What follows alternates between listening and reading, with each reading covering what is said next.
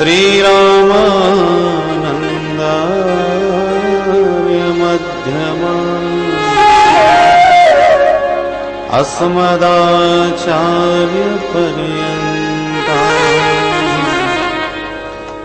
वन्दे गुरु परम्परा।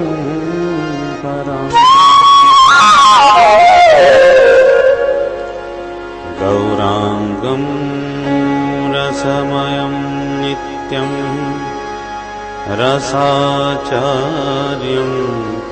रसोत्सुकम्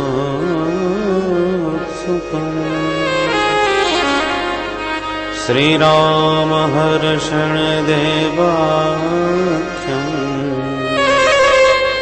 सद्गुरुं प्रणमाम्यहम्।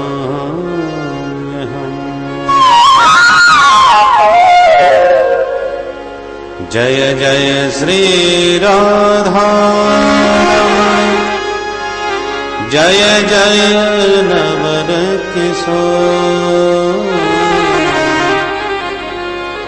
जय गोपीचितचोर प्रभु जय जय माखन चोर। वृंदावन बिहारी लाल की जय।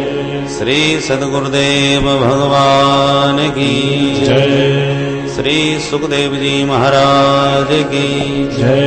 जय जय श्री राधे। श्री कृष्ण गोविंद हरे मुरारे हे नाथ नारायण वासुदेव।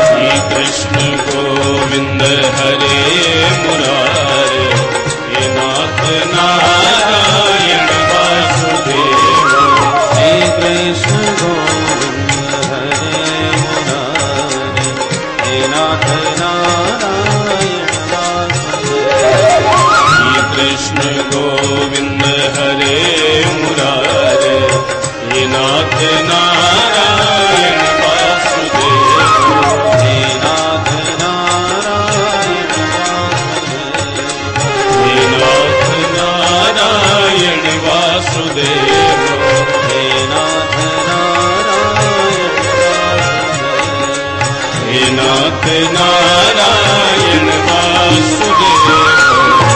और वृंदावन बिहारी लाल की जय, गंगा मैया की जय। जय जय श्री राधे।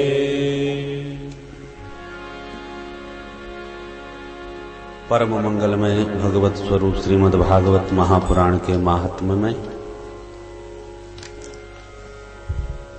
प्रातः मैं निवेदन कर रहा था कि सूत जी महाराज सौनकादि 88,000 ऋषियों को यह मंगलमयी कथा नैमिषारण्य की पावन भूमि में श्रवण करा रहे हैं। सौनक जी की विनम्र वाणी से पुलकित हो गए श्री सूत जी महाराज। कहते हैं, ऋषियों, श्रीमद् भागवत जो समस्त वेद वेदांत धर्म शास्त्रों का सार सर्वस्व है, संसार के मृत्यु रूप भय से मुक्ति दिलाने वाला है। आज मैं तुम्हें उसे श्रवण कराऊंगा, उसे सावधान होकर के सुनिए। इसकी कितनी महिमा गाएं, एक दृष्टांत में श्री सूत जी महाराज इसकी महिमा को बताते हैं कि जिस समय महामुनि श्री सुखदेव जी इसी पवित्र बटक छाया में परीक्षित को कथा सुनाने के लिए उपस्थित हुए, जैसी कथा का शुभारंभ होने लगा कि सुधा कुंभं गृहीत्वैव देवास्तत्र समागमन। समस्त स्वर्ग के देव वृंद अमृत का कलश लेकर के दौड़े दौड़े पधारे। सुखदेव जी को प्रणाम करके अमृत का कलश सामने रख दिया। सुखदेव जी बोले, भाई ये सब क्या है? देवता बोले, ये अमृत का कलश है महाराज।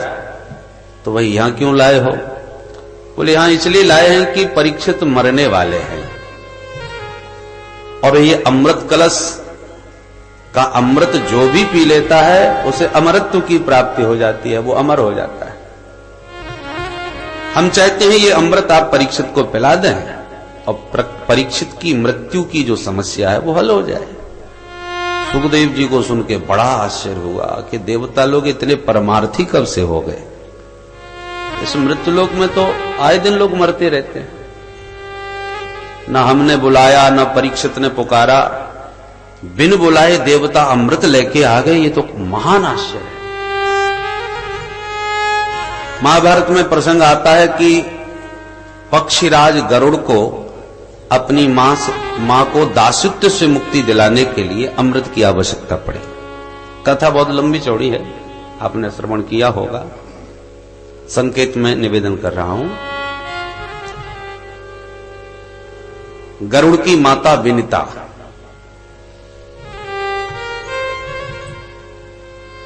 कद्रु विनिता में होड़ हुई, शर्त हार गई और विनिता कद्रु की दासी बन गई।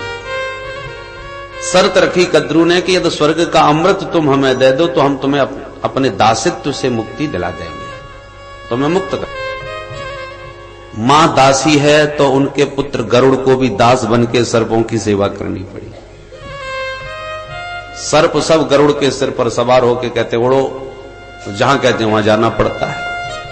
गरुड़ ने कहा, मां मैं इतना बलिष्ठ हूं फिर भी मुझे इन सर्पों की दासता करनी पड़ती है, क्या करूं? इस दासत्व से कब छुटकारा मिलेगा, कैसे मिलेगा? तब कहा, बेटा मिल तो सकता है पर उसके लिए स्वर्ग का अमृत तुझे लाना पड़ेगा। मां मैं आपके लिए सब कुछ करने को तैयार हूं। तब गरुड़ स्वर्ग का अमृत लेने गए तो देवराज इंद्र ने वज्र लेकर के युद्ध की चुनौती दी, हाथ नहीं लगा सकते। पक्षीराज गरुड़ ने कहा, सारे देवता मिलकर के भी मुझे नहीं रोक सकते आज। और हठात बलपूर्वक अमृत का कलश छीन लिया गरुड़ ने। तब इंद्र घबरा गए कि ये कुछ भी कर सकते हैं। हाथ जोड़ के कहा, देखो भाई, तुम जिन सर्पों के लिए अमृत लेके जा रहे हो, और सर्पों ने अमृत पी लिया तो सर्वनाश हो जाएगा।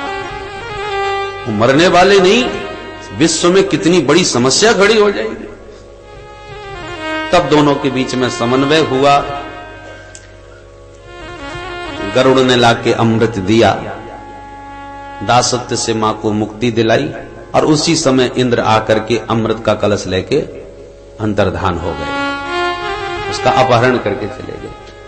कहने का तात्पर्य है कि गरुड़ को थोड़ी आवश्यकता पड़ी तो देवता लड़ने मिटने को तैयार हो गए और नहीं दिए, और आज परीक्षित को बिन बुलाए बिना किसी प्रयोजन के लेके चले आए। तो सुखदेव जी को बड़ा आश्चर्य हुआ। सुखदेव जी बोले अच्छा ठीक है पिला दीजिए।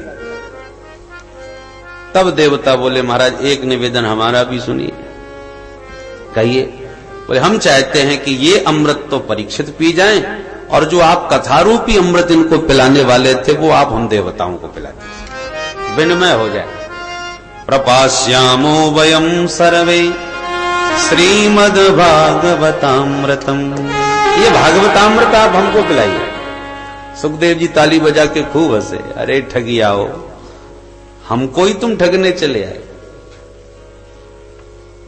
तुम्हारा ये स्वर्ग का अमृत कांच का टुकड़ा है, और मेरा जो हरि का कथामृत है भागवतामृत है ये करोड़ों मणि के समान है।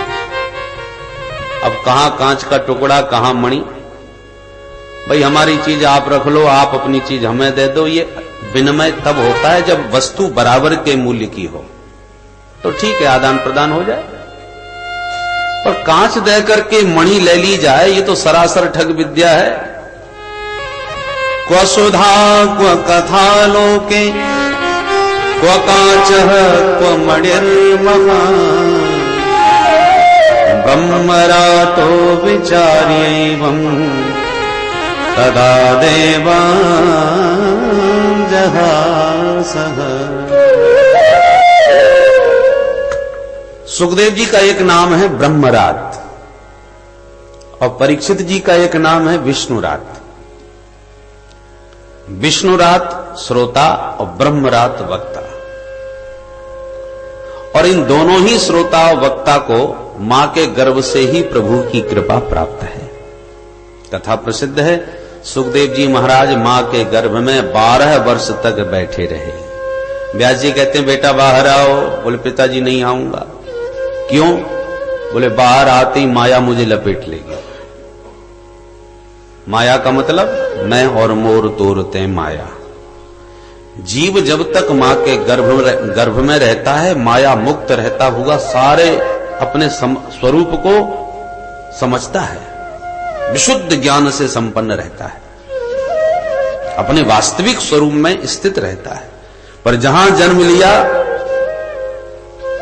ये मेरा वो तेरा, ये अपने वो पराए, मैं और मेरे के चक्कर में फंस जाता है, अपने समस्त स्वरूप को भूल जाता है।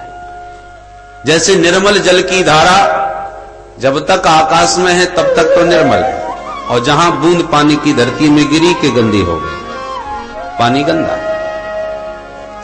ऐसे जीव जन्म लेते ही माया में मलिन हो जाता है। भूमि परत भा धावर पा, भूमि परत भा धावर पा, भूमि परत भा धावर पानी, भूमि परत भा धावर पानी, जिम जीवन माया लिपटा, जिन जीवनी माया लिपटा, जिम जीवनी माया लिपटा, जिन जीवनी माया लिपटा।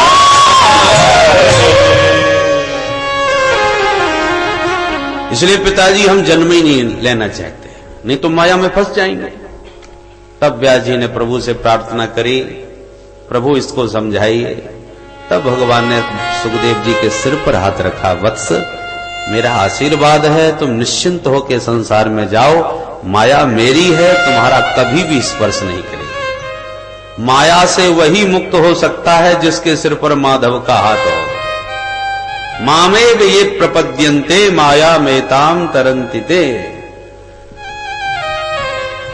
जब प्रभु ने वचन दिया कि मेरी माया तुम्हें स्पर्श भी नहीं करेगी, तब सुखदेव जी महाराज प्रकट भये।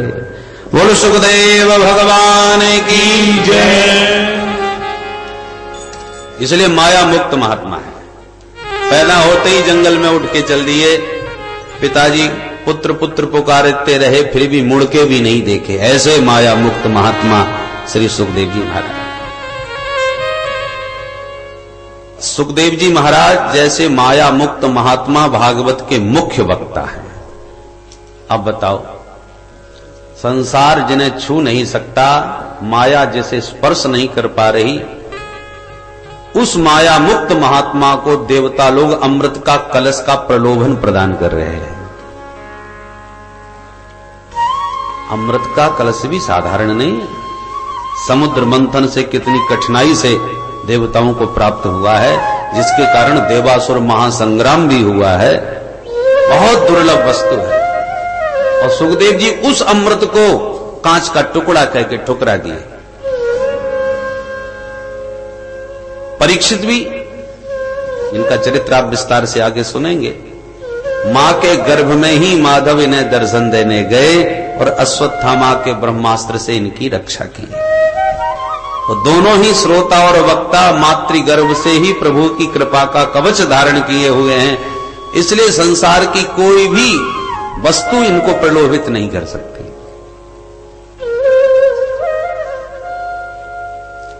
अतः सुखदेव जी ने देवताओं को बुरी तरह फटकार के भगाया और कहा, देवताओं, तुम श्रद्धा से श्रोता बन करके, जैसे और श्रोता बैठे हैं तुम भी बैठ जाते तो तुम्हें भी सुना देता, भगा थोड़ी देता। पर तुम लोग श्रोता बन के नहीं आए, सौदागर बन के आए हो। हमको प्रलोभन दे रहे हो कि अमृत ले लो और कथामृत दे दो। इसलिए तुम भागवत के अधिकारी नहीं हो। अभक्तास्तांश्च विज्ञाय न ददौ स कथामृतम् श्रीमद्भागवती वार्ता सुराणामपि दुर्लभा। सूत जी कहते, ऋषियों, ये वो देव दुर्लभ कथा है जिसके लिए देवता तरस गए, अमृत लेकर के वापस लौट गए, पर सुखदेव जी ने कथामृत उनको नहीं दिया। न ददौ स कथामृतम। ऐसी देव दुर्लभ कथा हमें और आपको उपलब्ध है, इसलिए हम बड़े भाग्यशाली। इसके लिए पृथ्वी के अतिरिक्त ब्रह्मांड में कहीं चले जाओ, और पृथ्वी में भी, भूलोक में भी, भारतवर्ष में ही ये रस उपलब्ध है, अन्यत्र कहीं नहीं। स्वर्गे सत्ये च कैलासे वैकुंठे नास्तयम् रसः अतः पिबन्तु सद्भाग्या मामा मुंचन करहिचित्। वैकुंठे अपि अयम रसः नास्ति। स्वर्ग सत्य की बात छोड़ दो, वैकुंठ में भी ये रस प्राप्त नहीं होता। हमारे राम जी महाराज सब सारे अवधवासियों को लेकर के साकेत धाम जा रहे थे अपने दिव्य लोक में। चलिए चलिए, विमान में सारा नगर। हनुमान जी हाथ जोड़ के दूर खड़े हो गए। राम जी बोले, हनुमान, तुम तुम्हारे प्रिय दास हो, तुम दूर कैसे खड़े हो? आओ बैठो विमान में। हनुमान जी बोले, महाराज एक बात पूछना चाहता हूं। पूछो। बोले, आपके उस दिव्य साकेत लोक में मुझे आपकी कथा सुनने को मिलेगी कि नहीं? भगवान बोले, भाई वहां कथावाचक तो नहीं है, कथा होती भी नहीं है, वहां हम तो मिलेंगे तुम्हें, हमारे साथ रहोगे। बोले, प्रभु आप तो मुझे नित्य हृदय में प्राप्त हो। जासु हृदय आगार बसहि राम सरचाप धर। तो मेरे हृदयागार में आप तो नित्य निवास करते हो, तो आपको तो कभी भी देख लूंगा, मिल लूंगा। और आपकी कथा यदि उस लोक में नहीं है तो मेरा जाना भी कैंसिल। बोलो राधे राधे राधे राधे। भगवान मिल गए और भगवान की कथा नहीं मिली तो हनुमान जी ने साकेत जाना अस्वीकृत कर दिया। रामचरित सुनवे को रसिया। भगवत कथा के इतने रसक हैं श्री हनुमंतलाल जी महाराज। इसलिए कहीं भी भगवत कथा हो रही हो, हनुमान जी को कोई बुलावे न बुलावे, सबसे पहले आके आसन जमा लेते। यत्र यत्र रघुनाथ कीर्तनम तत्र तत्र कृतमस्तकांजलि बाष्पवारि परिपूर्ण लोचनम मारुतिं नमत राक्षसांतकम्। कहीं भी भगवान की कथा हो रही हो, हनुमान जी दौड़ते हैं। जैसे भौरा पुष्प की मादक गंध पर स्वतः भागा आकृष्ट होता चला जाता है, ऐसे ही धावंती रसलंपटाः। रसिकों का ये परम धन है। देवताओं ने ब्रह्मलोक में जाके ब्रह्मा जी से शिकायत करी है, देखिए महाराज हमारी कितनी बुरी बेइज्जती की है सुखदेव जी महाराज। क्या हुआ? बोले हम अमृत लेके गए थे, फिर भी सुखदेव जी ने हमें फटकार के भगा दिया। अरे कोई फ्री की कथा थोड़ी सुन रहे थे, इतना दुर्लभ अमृत हम भी उन्हें दे रहे थे। तो बाबा बैरागी उनको तो फ्री में सुना रहे थे, और हम लोग अमृत लेके गए सो हमको फटकार के भगा दिया। हम जानना चाहते हैं भागवत में ऐसी क्या विशेषता है जो हमारे अमृत को भी इन्होंने फेल कर दिया। कहते हैं कांच का टुकड़ा दिखा रहे हो हमें। ब्रह्मा जी को भी सुन के बड़ा आश्चर्य हुआ इस घटना से। ब्रह्मा जी कहते हैं अच्छा पहले ये देखो 7 दिन का परिणाम होता क्या है। कथा तो चल रही थी, 7 दिन के परिणाम को देखने की प्रतीक्षा की, और जहां भागवत का सप्ताह संपन्न हुआ, परीक्षित को मोक्ष पद की प्राप्ति हुई, सारे देवताओं सहित ब्रह्मा जी ने ये दृश्य प्रत्यक्ष जब देखा, राज्ञो मोक्षम तथा वीक्ष पुराधातापि विस्मितः सत्यलोके तुलां बद्ध्वा तौलयत साधनान्यजः।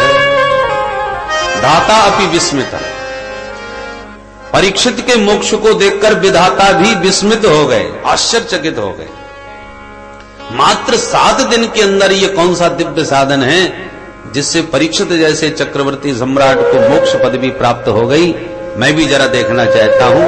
तो सत्यलोके तुलाम बद्ध्वा तौलयत साधनान्यजः, ब्रह्मा जी ने तराजू मंगवाई और सत्यलोक में तराजू के एक पल्ले पर श्रीमद् भागवत को रखा और दूसरे पल्ले पर तमाम धर्म शास्त्र रखते चले गए, एक के ऊपर एक। पल्लघून्यन्यानि जातानि गौरवेण इदं महत् तदा ऋषिगणा सर्वे विस्मयं परमं ययुः। तौलते ही अन्यानी लघुनी जातानि, भागवत की गरिमा के सामने सारे धर्म शास्त्रों का पल्ला हल्का हो गया, ऊपर लटक गया। भागवत की इस गरिमा को देख करके सारा देव समुदाय परम विस्मित हो गया। अच्छा तौल के देखिए, भागवत को अमृत से कितना महान बताया कि इसको भागवत को मणि और स्वर्ग सुधामृत को कांच का टुकड़ा कह दिया। आखिर के ऐसी क्या विशेषता है? एक तुलनात्मक अध्ययन हम और आप करें तो स्वर्ग के अमृत की क्या विशेषता है? बोले जो पीता है वो अमर हो जाता है। पर पीता कौन है? बोले जो इस मृत्यु लोक में पुण्यात्मा देह त्याग करके स्वर्ग में पहुंचता है, उस स्वर्गवासियों को ये अमृत प्राप्त होता है।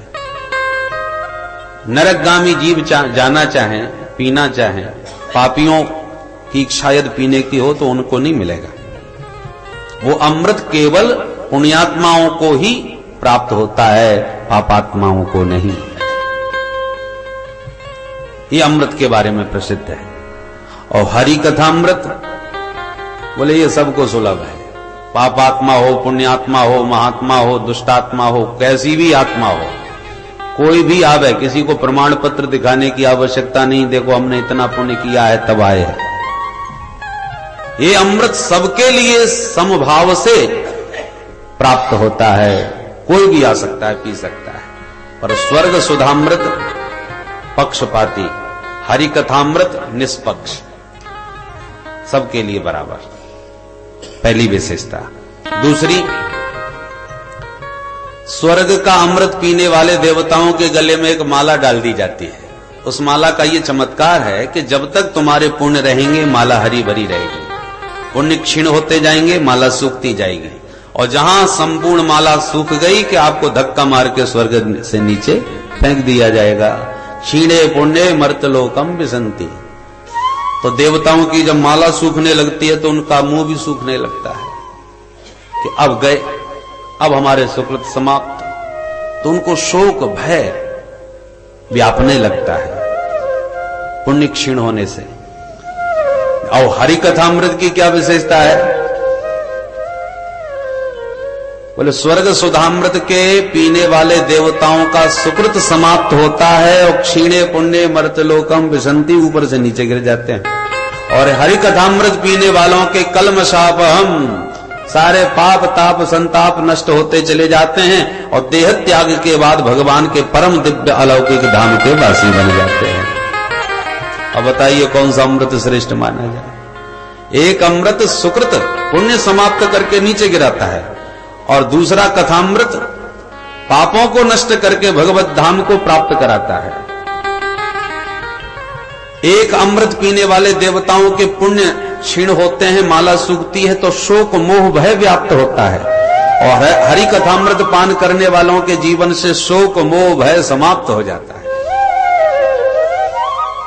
यस्याम वै श्रूयमाणायाम कृष्णे परम पुरुषे भक्ति उत्पद्यते पुंसः शोक मोह भयापः। भगवत कथामृत शोक मोह भय को भगाने वाला है और स्वर्ग सुधामृत शोक मोह भय प्रदान करने वाला है। एक और विशेषता सुनिए,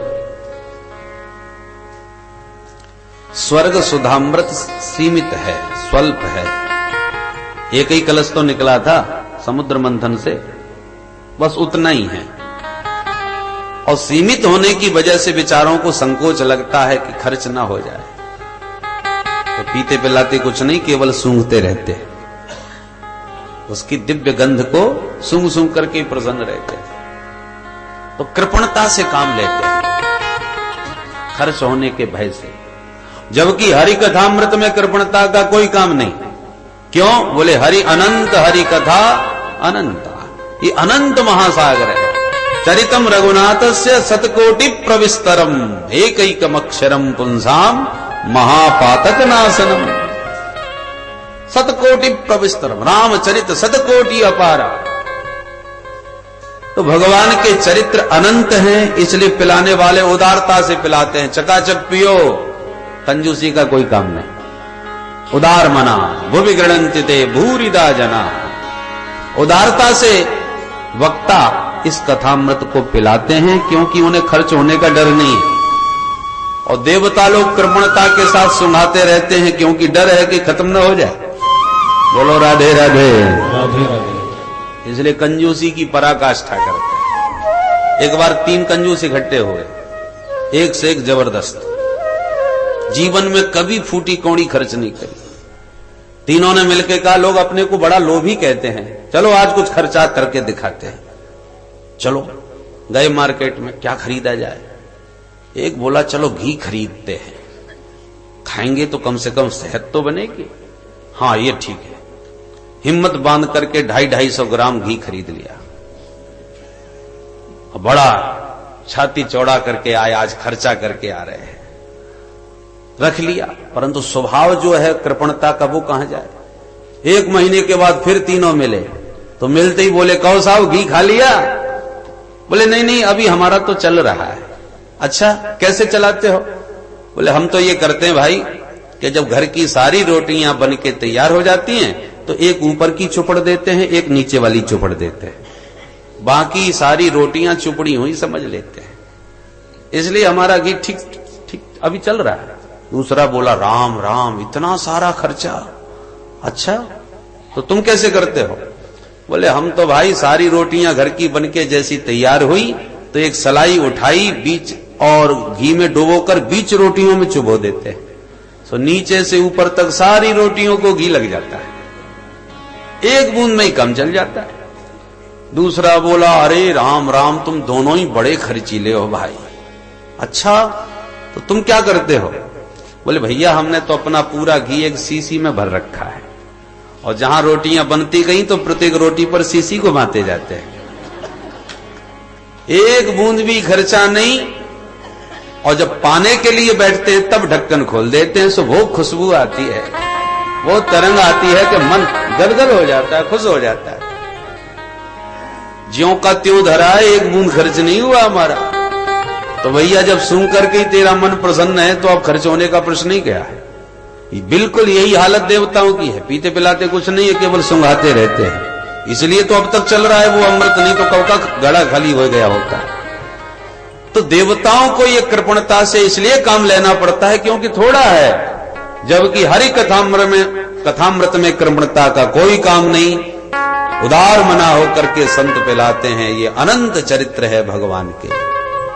इसलिए तो हर दृष्टि से आप देखिए हरि कथामृत के सामने स्वर्ग सुधामृत अत्यंत तुच्छ है। इसलिए सुखदेव जी ने यहां पर उपमा दी, क्व कांच क्व मणिर महान, क्या ये तुच्छ कांच का टुकड़ा हमको दिखा रहे हो और हमसे मणि ले जाना चाहते, फटकार के भगा दिया। ऐसा देव दुर्लभ कथामृत, इसी से समझ लीजिए जब स्वर्ग का अमृत कांच का टुकड़ा है इसके सामने, तो हरि कथामृत में कितनी दिव्यता, कितनी महत्ता इसकी होगी।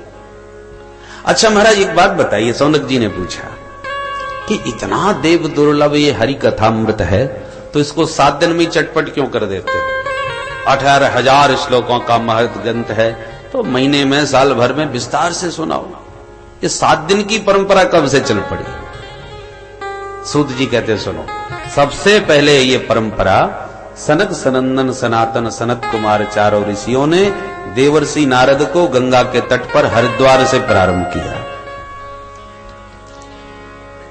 सौनक जी आश्चर्यचकित होकर बोले, क्षमा करें महाराज, नारद जी के बारे में जगत जानता है कि वो 2 घड़ी से ज्यादा ठहरते ही नहीं, तो ऐसे घुमक्कड़ बाबा ने 7 दिन बैठ के कथा कैसे सुन ली?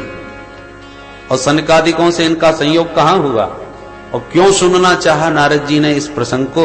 जरा ये बात हमें विस्तार से बताइए। सूत जी कहते सुनो, एकदा हि विशालायां चत्वार ऋषयो मलाः सत्संगार्थं समायाता दद्रसुस्तत्र नारदम्।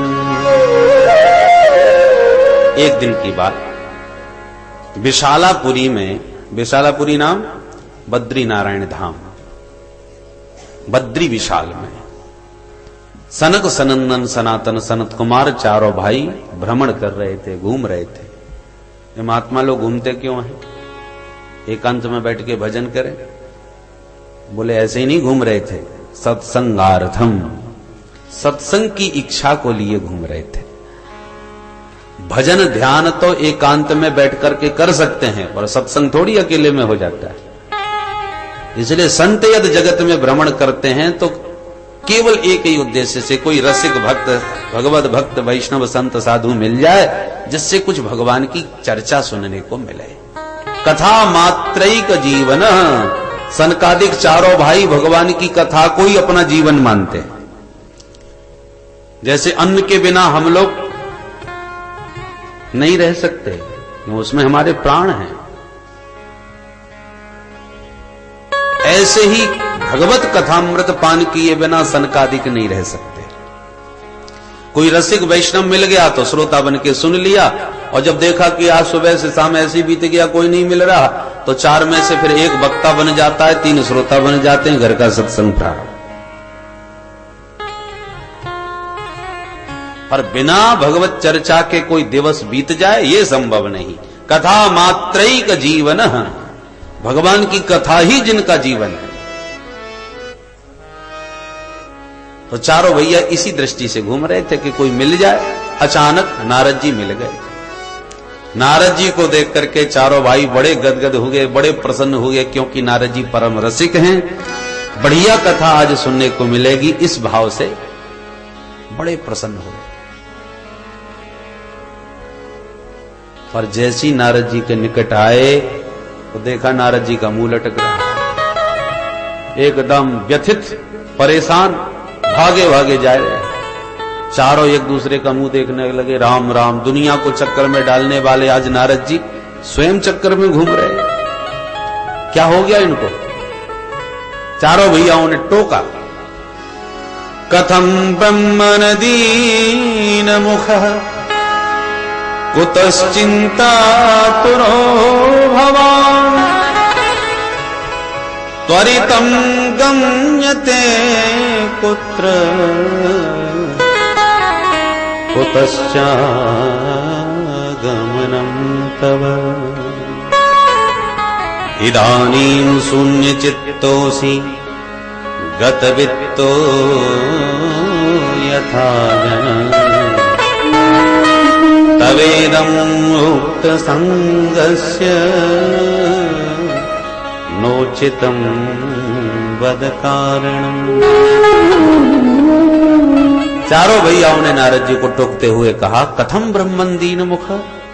अरे नारद भैया, तुम्हारा मुख मलिन क्यों है? इस समय आपका शुभागमन कहां से हो रहा है और आप जा कहां रहे हो? आपका लटका हुआ मुंह बिल्कुल ऐसा लग रहा है जैसे गत वित्तो यथा जन, जैसे महाकृपण का किसी ने धन लूट लिया हो। तो तुम्हारा क्या लूट गया भाई? जो धन लूट लिया जाता है, संत ऐसे धन को अपना मानते ही नहीं, उसे अपना समझते ही नहीं। और संतों के पास जो पूंजी होती है उसे दुनिया में कोई लूटने वाला नहीं।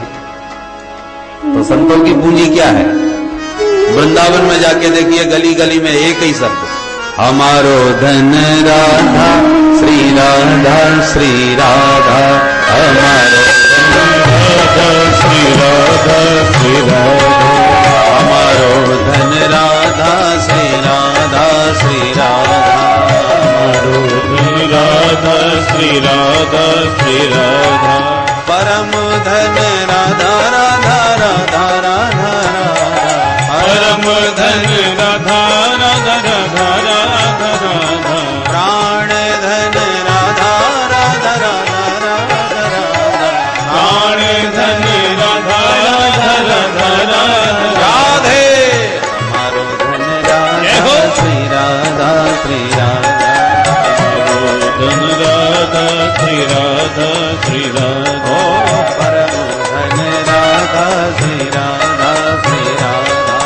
परम धन राधा श्री राधा श्री राधा, बरसाने वाली राधा राधा राधा राधा, बरसाने वाली राधा राधा राधा राधा राधा, मोहन की प्यारी राधा राधा राधा राधा राधा, मोहन की प्यारी राधा राधा राधा राधा राधा, भानु कुमारी राधा श्री राधा श्री